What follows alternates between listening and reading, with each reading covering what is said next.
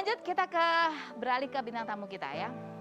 Ini di masa pandemi ada banyak sekali berita duka, banyak sekali keluarga yang kehilangan anggota keluarganya, dan salah satunya adalah keluarga Amanda Manopo dan Angelica Manopo yang baru saja ditinggal oleh sang bunda untuk selama-lamanya pergi menghadap Yang Maha Kuasa. Seperti apa kisahnya? Kita lihat dulu profil Angelica Manopo berikut ini. Angelica Manopo, beauty influencer berusia 27 tahun sekaligus kakak Amanda Manopo ini 25 Juli lalu berduka lantaran sang ibu Henny Manopo meninggal dunia karena COVID-19 dengan komorbid diabetes dan hipertensi.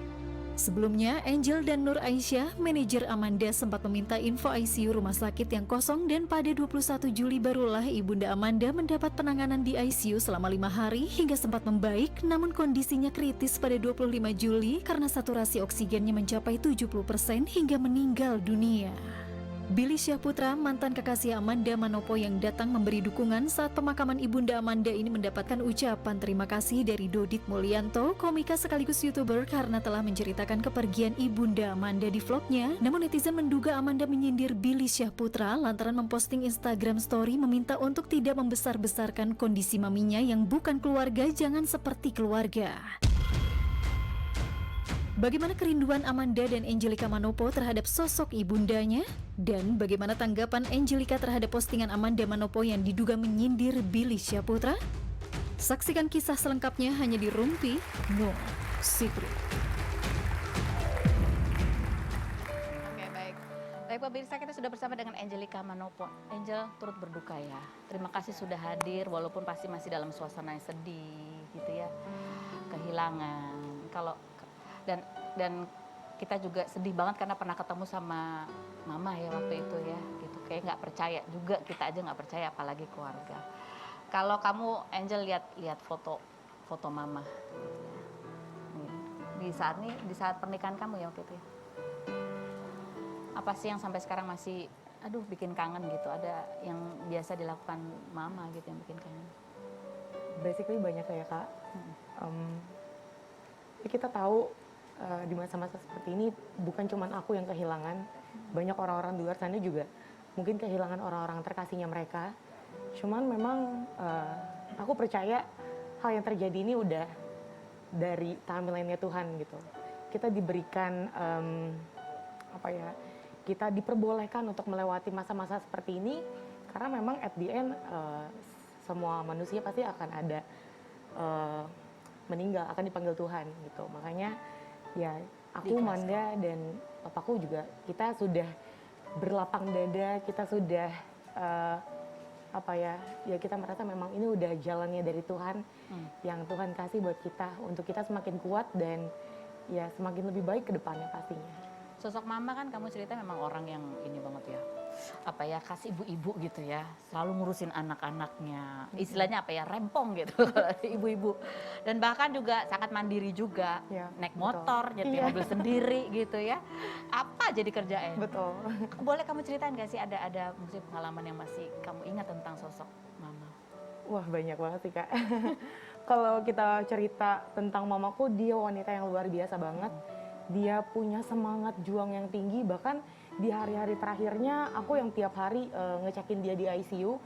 Walaupun ICU-nya isolasi, cuman aku tiap hari minta updatean terus sama suster. Ya ada satu momen di hari Jumat, saturasi mami 100% dan bahkan sadar penuh. Gitu, itu aku bersyukur banget. Aku melihat semangat juang mami itu luar biasa gitu. Cuma memang di hari Sabtu kita diperbolehkan untuk mendengar kabar yang cukup bikin kita drop gitu karena mami harus pasang ventilator dan kondisinya mami koma gitu hari Sabtu. Jadi secepat itu ya kondisi berubah? Secepat dari itu. saturasi 100 tiba-tiba drop dalam waktu 1 hari aja? Betul, karena memang kondisinya permasalahan penyakit mami udah komplikasi kemana-mana gitu. Ada komorbid?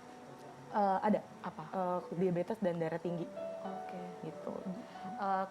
Waktu itu papa kan juga sempat sama positifnya. Sekarang kondisinya gimana Pak? Sekarang udah negatif, udah dari minggu lalu sih. Puji Tuhan udah bahkan dari dia memang ngerasa sakitnya tuh cuma awal-awal doang. Setelah itu dia cuma anosmia dan dia ngerasa badannya udah sehat gitu. Di awal-awal kan Mami sempat apa ya, dirawat di rumah kan gitu ya? Iya, isolasi Isolasi mandiri di rumah, dokter datang setiap saat. Tapi ketika saturasinya turun, sempat berapa? 45 ya waktu itu kalau salah. Iya, Kalian sempat cari oksigen juga. Iya betul. Sebetulnya sebelumnya udah ada oksigen juga. Jadi memang Mami juga nggak tahu kalau kadar gulanya tuh cukup tinggi. Jadi waktu dia tahu pertama kali dia positif COVID-19, dia berhenti minum obat diabetesnya. Gitu. Jadi di situ ternyata bikin dia makin drop dan oksigennya turun. Kenapa berhenti minum obat diabetes? Karena itu pengetahuan tentang penyakit COVID-19 ini dia nggak tahu gitu. Karena yang dia tahu ya udah dia pengen sembuhin COVID-19-nya dulu, diabetesnya nanti gitu. Takut terjadi komplikasi sama Betul, obat-obatannya. betul. Begitu. Dari pemahaman dari Mami sendiri ya dia berpikirnya seperti itu. Tapi justru ternyata ketika diabetesnya tidak terkontrol itu memperparah kondisi sakitnya, Iya. infeksi COVID-nya. Betul, Begitu. betul. Mama sempat katanya juga sempat ketika mau dibawa ke rumah sakit juga sempat nolak. Betulkah? Iya, pernah sempat sih gitu. Akhirnya mau tuh siapa yang membujuk? Itu karena jadi satu hari sebelumnya waktu kita dengar saturasinya itu cukup rendah, tapi aku tahu saturasi 45 itu nggak mungkin sih gitu karena beberapa kenalan aku juga saturasinya yang udah 50 udah nggak bisa ngomong, udah nggak bisa bergerak, udah kejang-kejang istilahnya karena oksigennya benar-benar rendah. Dan di situ sih Mami bilang memang dikasih suntikan sama salah satu dokter. Nah, bikin dia jadi lemas dan jadi tidur. Cuman besoknya tiba-tiba papaku bilang, Mami nggak bisa gunain tangan sebelah kanannya gitu. Tiba-tiba dia kena serangan stroke gitu. Nah saat kena serangan stroke itu kan papaku selalu tektokan sama aku kan. Aku bilang udah, Dedi sekarang Dedi siapin Mami, kita bawa ke rumah sakit sekarang juga gitu. Dan memang itu aku juga jauh kan karena aku nggak mungkin di sana gitu karena kita tahu virus ini kan sangat cepat menularnya gitu. Jadi ya aku mendengar kabar itu aku cuma bisa berdoa sama teman-teman aku terus ya udah kita percaya Tuhan yang kasih jalan untuk kasih IGD karena di saat bersamaan IGD kita harus pindah ke 3 rumah sakit gitu karena memang rumah sakit yang pertama ternyata full sampai sana terus pindah ke tempat selanjutnya ternyata alat-alatnya tidak memadai gitu. Makanya akhirnya kita dapat IGD-nya ternyata dekat rumah juga gitu.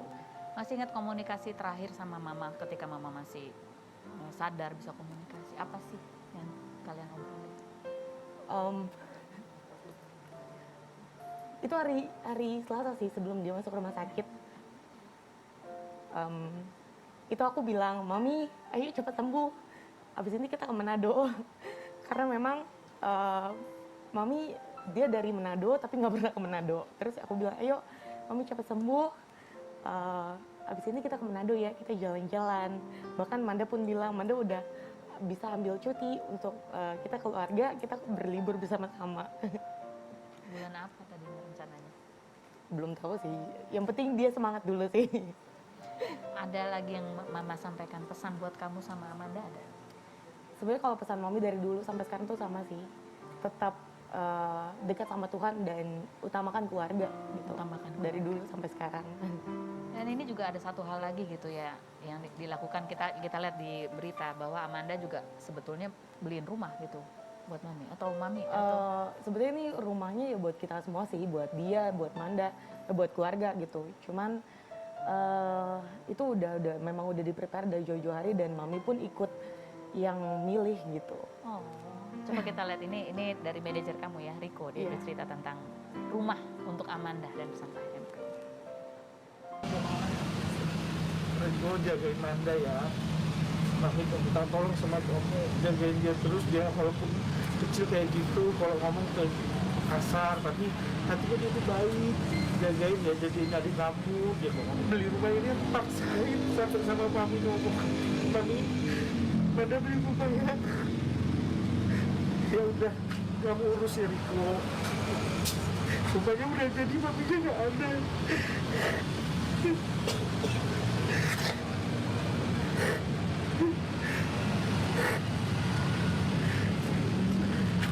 Gak tahu harus gimana.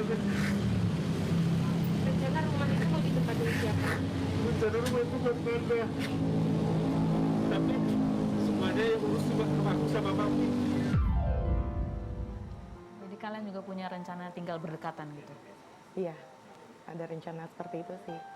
Terus bagaimana kamu dan Amanda ini kan juga dua-dua punya karir, sibuk. Ya Amanda dengan strippingnya, kamu juga dengan banyak kegiatan sebagai influencer. Gimana kamu mengatasi kesedihan, harus kembali beraktivitas begitu, padahal ini kan kesedihan ini Iya, betul sih. gak cepat.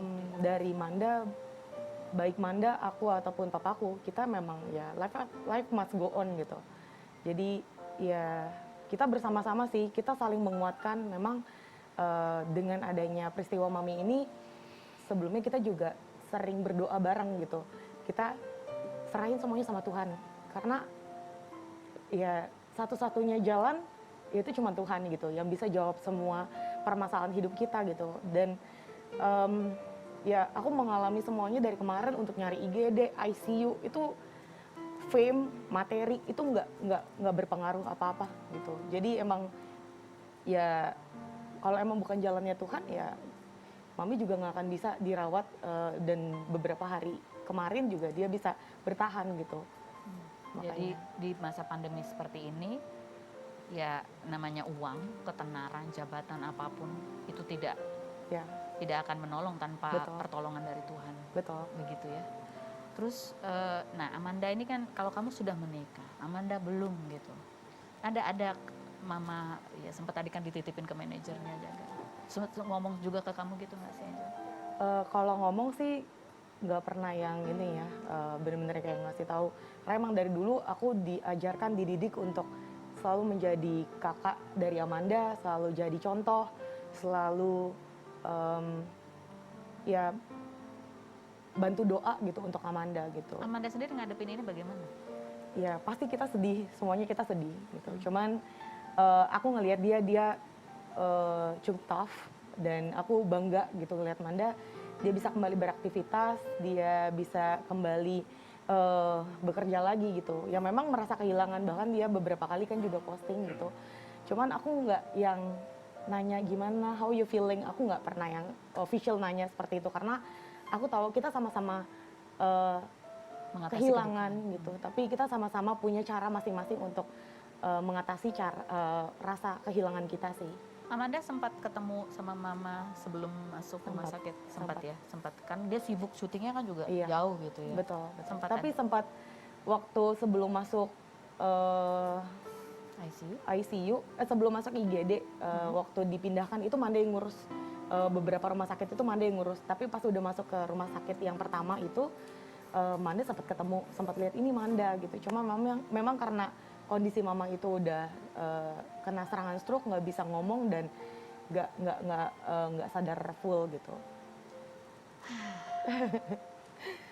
Pasti berat sekali pada saat itu, Ya. apalagi banyak berita ini, kekhawatiran, Iya.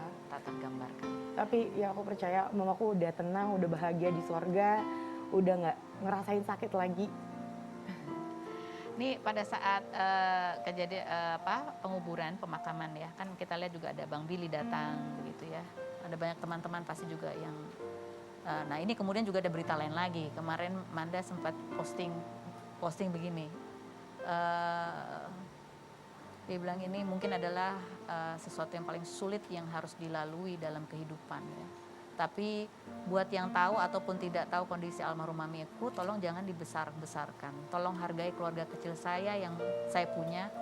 Saya dimana kita pun bungkam mengenai masalah ini. Untuk saat ini butuh self healing untuk kami sekeluarga. Jadi yang bukan keluarga, jangan seperti keluarga. Ada apa ini sebenarnya? Kita akan kembali, tetap di Rumpi.